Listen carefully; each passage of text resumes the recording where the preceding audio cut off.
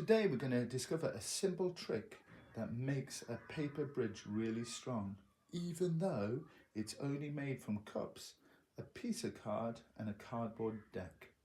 The two cups will be the bridge's support.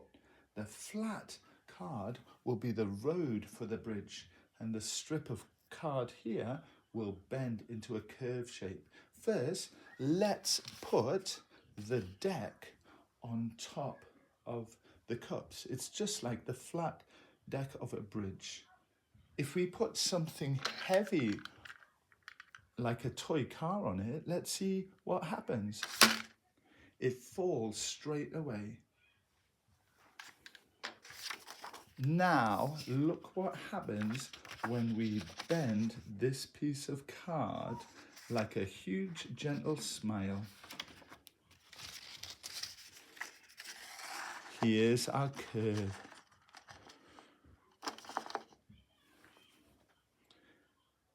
Let's put the curved card between the cups and see how it fits really snugly between the cups. It makes like a little hill between them. Let's put the deck back on top. The deck is level. Let's see what happens when we put the car on it.